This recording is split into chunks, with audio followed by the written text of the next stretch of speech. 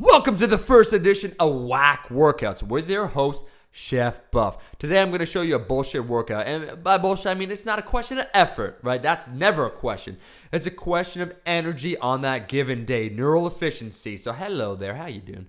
So here's the situation. I'm going to show you how to recover the fumble. You come into the gym all excited, but you're just not performing well. My CNS, my central nervous system, was fried. When I did my evaluation, I do a test, a broad jump test. I didn't jump far at all. My max broad jump's a little over 9 feet, and I jumped about 7.5 feet, which is a great indication to me that my CNS was down. I can make excuses, say, you know, my toe hurts, my dog died, I pooped my pants, but I ain't gonna. It's my first workout back from being sick.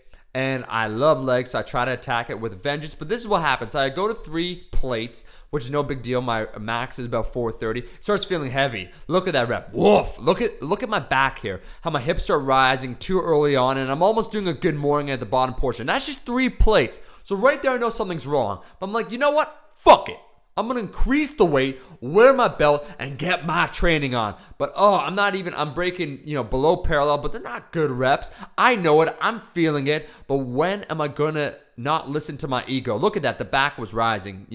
After that rep, I was like, fuck. So what am I going to do?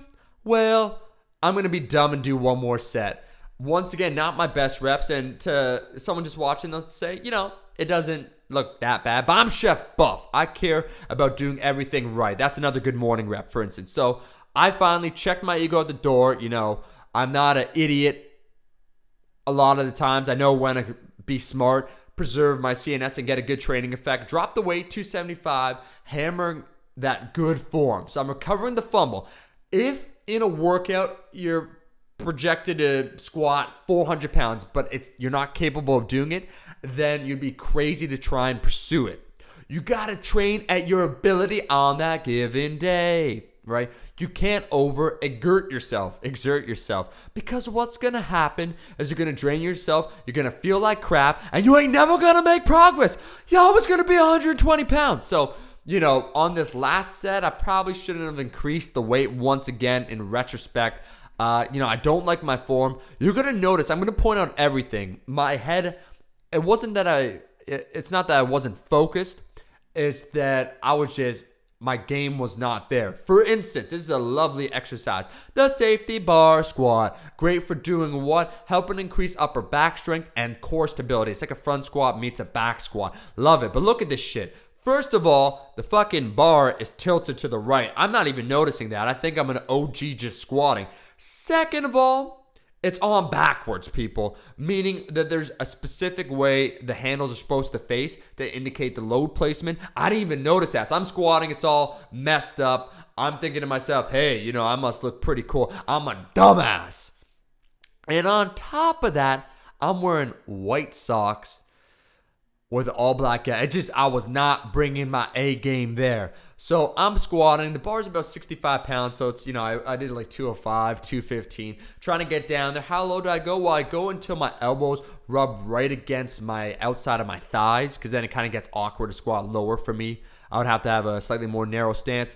But all this time, don't even notice that I'm slightly leaning to one side. In the future, I will put out a video that shows you how to properly use the safety bar. If you're one of the 3 people, grammar, hello, if you're one of the 3 people that actually have access to this amazing tool. And it will help increase my squat in the future. But like I said, this is the first workout where I'm back from being sick, and I'm just happy to be squatting. It's probably going to be my last workout not wearing Olympic weightlifting shoes. And I'll get into the explanation why I'm switching. It has to do with the butt tuck, has to do with my squats. Hello there, how are you doing?